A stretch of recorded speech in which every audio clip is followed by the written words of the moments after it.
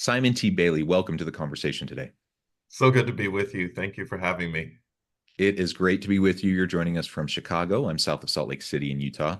And today we're going to be talking about discovering your purpose through resilience in leadership. Leadership is often a thankless gig. I was actually just having a conversation this morning with someone who was kind of frustrated, kind of blue this morning because of the challenges they were facing. And the reality is, yeah, often leadership really is just a thankless job. It's hard. You're bearing a lot of weight. People are coming at you all the time with their problems, with their challenges. You're trying to put out fires, and a lot of times, people are upset at you, and you're just doing the best you can. And it's all about resilience. It's all about just staying with it, and the falling down and getting back up, and all of those sorts of things, all those cliches, right? It's all about all of that. And leadership is hard, right? And that's why I think it's just so important that we always know our why, that we always have a clear purpose, and fostering that resilience within ourselves is really what's going to make us a great leader. So we're going to unpack all of this and talk about how that can help lead to our purpose as we have this conversation today. As we get started, I wanted to share Simon's bio with everybody. Simon T. Bailey is the world's leading expert in brilliance. His groundbreaking research, State of Working America report, Thriving in Resilience and Brilliance, solidifies his insights in his 11th book, Resilience at Work: How to Coach Yourself into a Thriving Future.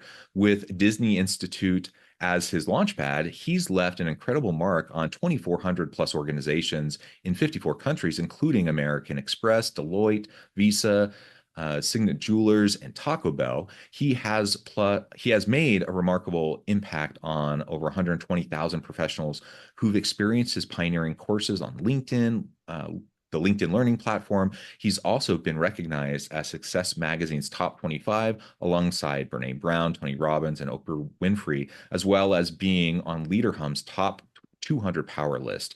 His viral video released on Goldcast through Meta has over 91 million plus views to date. I could go on. There's just so many awesome things about you and your background, Simon, but I'm going to pause there. Anything you would like to highlight by way of your background or personal context before we launch on into the conversation?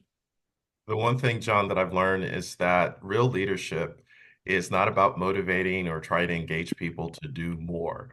Real leadership is about inviting people on a journey to discover the leader within themselves while they're following you. So a leader can never take people to a place that they have not been themselves.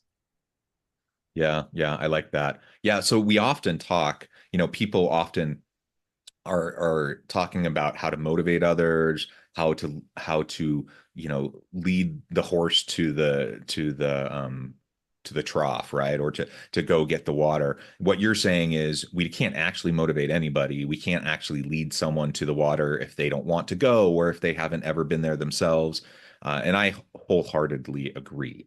We can't ever motivate somebody. All we can do is help them on the journey towards self-discovery, towards where they can learn and uncover their own motivations, and then we can create an environment where they can have that self-motivation and where they can unlock their own key core motivations themselves. And that's what a leader does. That a leader creates that environment. A leader creates those kind of experiences, where those things can be unlocked, where those things can be experienced, where people can come together, and then the synergies and the collaborations can happen, that can really create really cool things, right? Absolutely. And when a person knows that a leader gets them and cares about them, that person goes the extra step because they know that leader is about them and not just themselves. Yeah, yeah, absolutely, absolutely.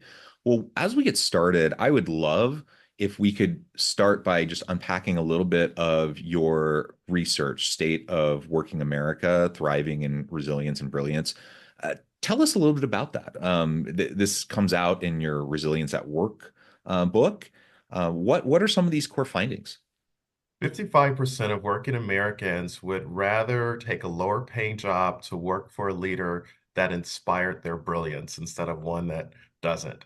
74% of working Americans would prefer to work for a leader who had no advanced degrees instead of a leader that had formal education. And what we begin to discover in the research, John, is that people want to work in an environment and for a leader where they are celebrated rather than tolerated. And what that simply means, and I'll use myself as an example. So I was working at Disney, John, and I was a jerk of a boss. I was way over my skis.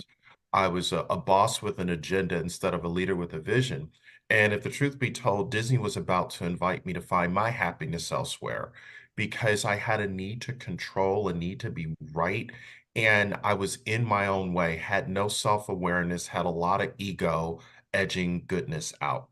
And what I began to discover after organizational development did an intervention, and they took me through the tried and true start, stop, and continue. What they said is you manage up really well, but you don't care about your folks, and they know it. And so for almost 18 months, once a month, I had to go to Disney University to understand what it really meant to be a leader in the culture at that particular time. And three takeaways. Number one, if I don't look myself in the mirror and admit that I don't know what I don't know, Mm, then he's going to bounce me, right? hmm hmm Number two, and I got this from one of my mentors, John Maxwell, is that consistency compounds over time. So consistent action behavior in the right direction. You're not phoning it in. People know that you are doing the work of leadership. They start to believe you and trust you. But then the third thing is always coming back to these two questions. Why you? Why now? Why should people follow you? Why right now? Because everybody is making a bet on you, on their career, on the organization. What is bet? Brilliance, energy, time. And sometimes they're going to hedge their bet if they think this leader is not really up to leading in the right way. But when they find a leader that gets it, oh my goodness, that's the unlock. People will go the extra step because they're like, okay, this is the one. This leader has found their inner Neo in the Matrix, and I want to follow I like it. that.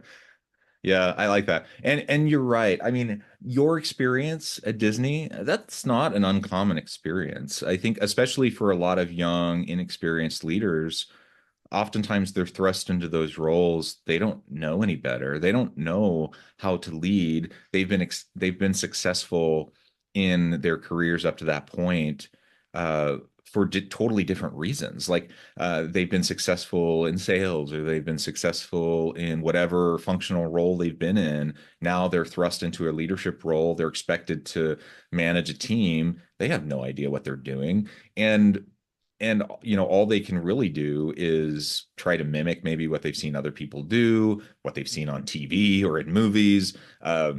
And oftentimes that's not particularly healthy, or productive.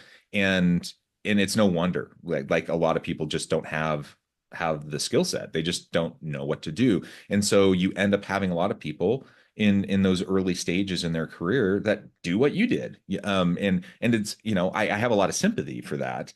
Not that I want to have a lot of bad bosses out there, but I do have sympathy when people just don't know any better. And so, kudos to you for going through the work, of trying to learn and grow and figure out what you didn't know. And to, that's hard. That's hard to go through that self-reflection to admit Mhm. what you were doing wrong and to admit, where there were gaps and all of that. That's painful.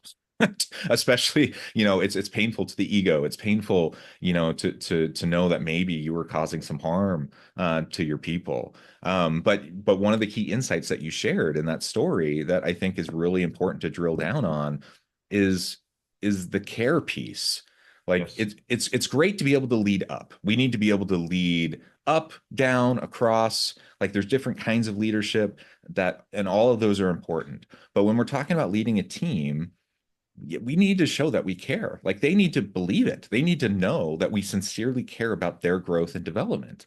Not that we can motivate them. Like I cannot get people to do what they don't want to do.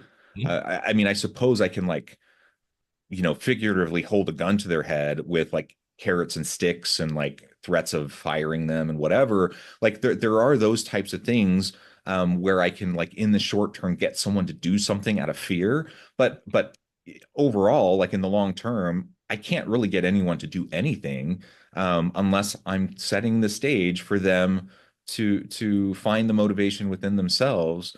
And that's going to be really hard to do if they don't feel like I genuinely care about them and that I genuinely want them to be successful and that I genuinely want them to develop and grow and be prepared for the next stage in their career.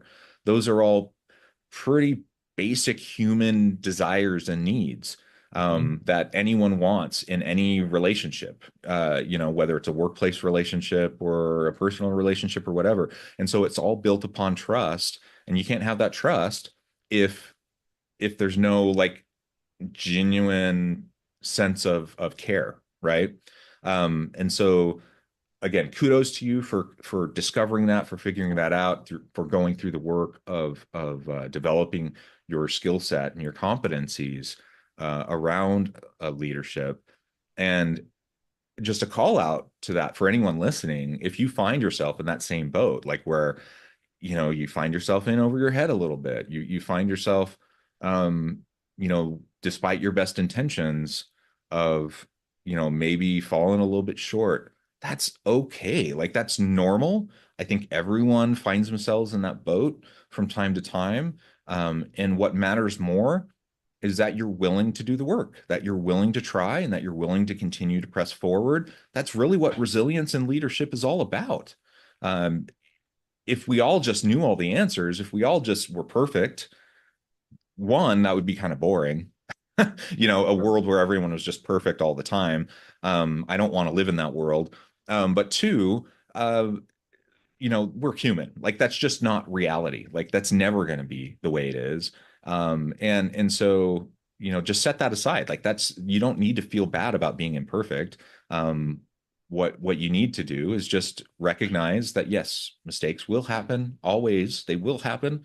It's not a problem that they will happen. What's a problem is if you're unwilling to acknowledge them when they happen, if you're unwilling to grow from the things that you're learning about, right? Yes, absolutely. And one of the things that our research really showed us as it relates to this concept of brilliance and resilience, here's the visual.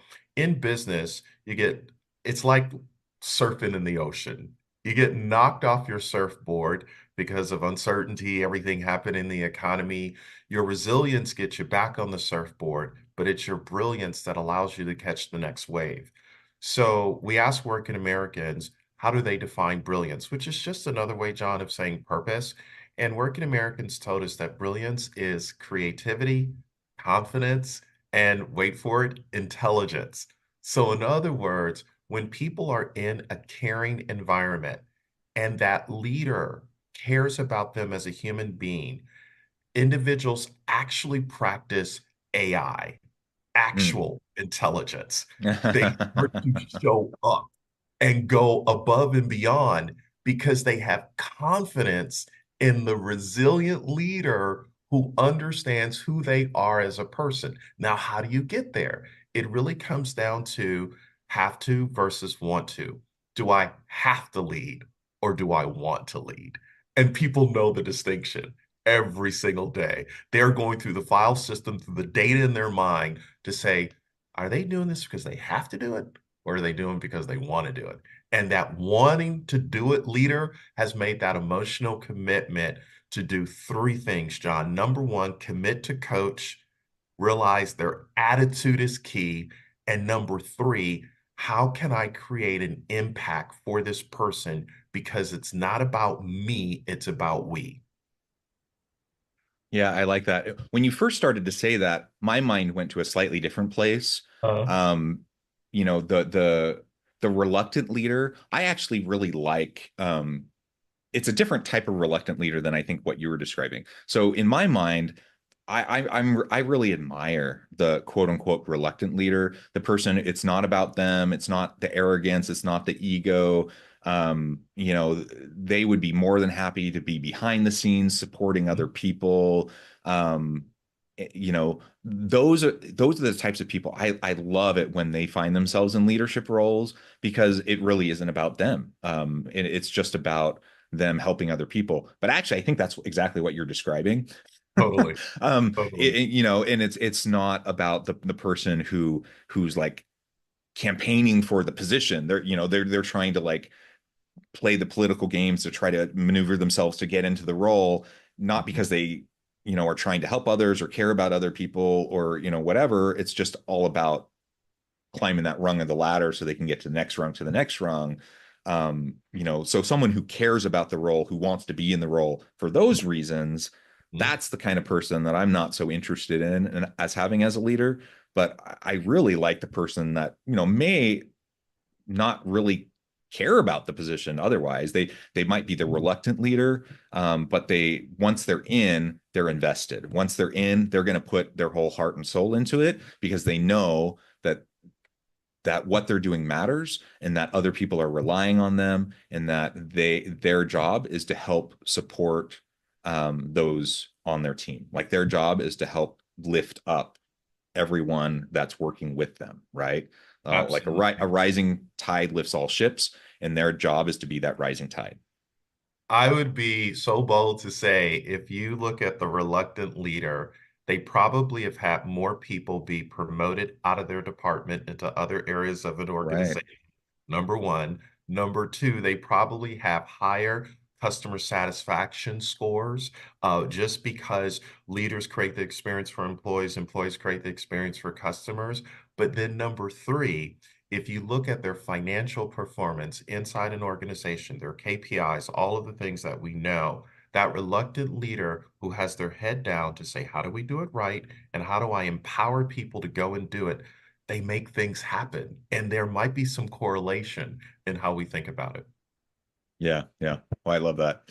So all of this, I think, as we talk about this resilience, as we talk about, the leader who's willing, recognizing sometimes it's a lonely road. It's a thankless road. It's a heavy weight to carry, the burden of leadership. All of this is true, right?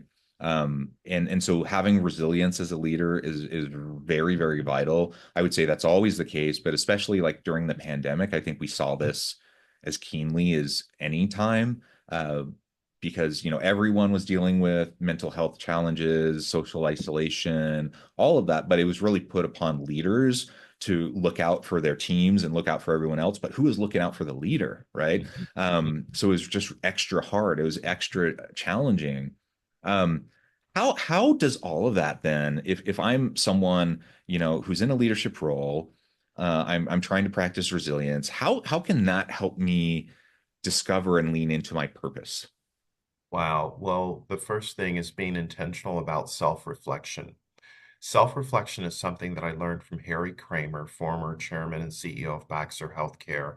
I was interviewing him for a client virtually, and I said, Harry, in your 40-year career, what is the one thing that has allowed you to tap into your purpose? And he said, Simon, I ask myself three questions every single night before my head hits the pillow.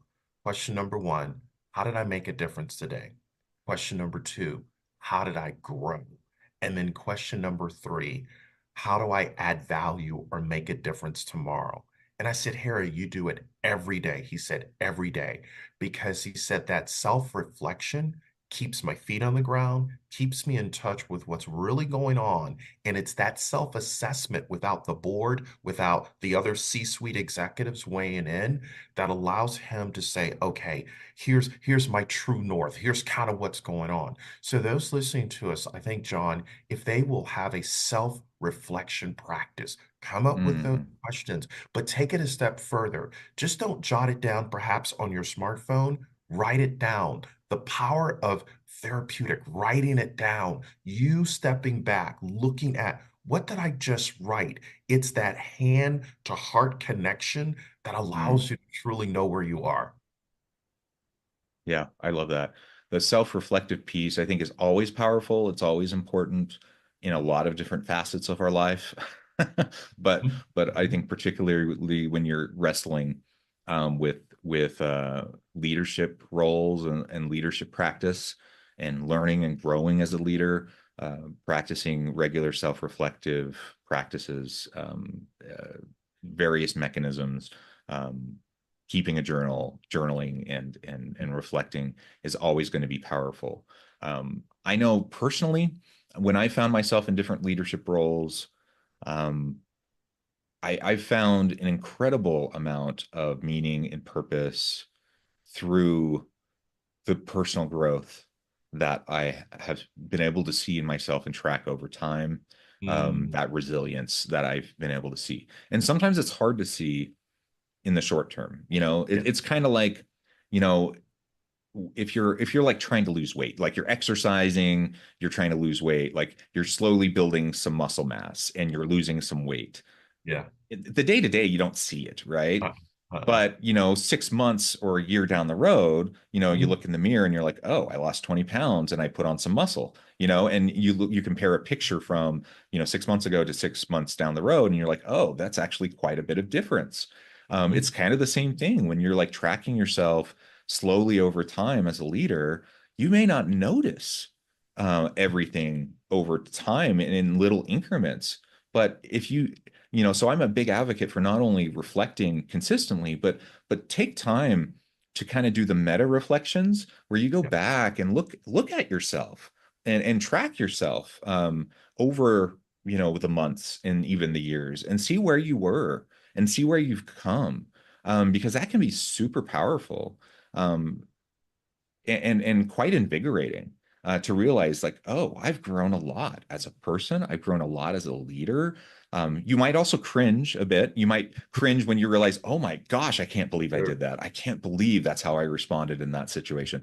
But it also shows growth. It shows your humanity. It shows your growth. It shows that, you're on the right track, and that's a powerful motivator. That's a powerful thing. That's a powerful purpose. I've felt that, and I think others can too. What you've articulated is resilience is really a muscle, and resilience creates character development, to your point, personal development. And as you know, character development happens when no one is looking. It's the Mm, little things that make a difference every single day, or we could say a little becomes a lot over a long period of time. yeah, absolutely. Well, Simon, this has just been a real pleasure. I know at the time I need to let you go here in just a minute, but before we wrap things up for today, I wanted to give you a chance to share with the audience how they can connect with you, find out more about your work, your team, and then give us the final word on the topic for today. Sure. You can go to simontbailey.com, in LinkedIn, Simon T. Bailey. And I would just say, wherever you are in the world right now, find somebody to care about them, not for what you can get from them, but what Mm. you can give to them. And what you'll discover is the helper's high. There's research out of Emory University that says when you help someone else, the reward centers in our brain begin to light up almost as if we have been on the receiving end of the person we've just helped. And John, they call it the helper's high. So if you want to I be love a it. leader, let's get high together. I love it. One of the best highs you can have, right? Yes. Very good. Well, Simon, thank you so much. It's been a real pleasure. I encourage the audience to reach out, get connected, find out more about what Simon can do for you. And as always, I hope everyone can stay healthy and safe, that you can find meaning and purpose at work each and every day. And I hope you all have a great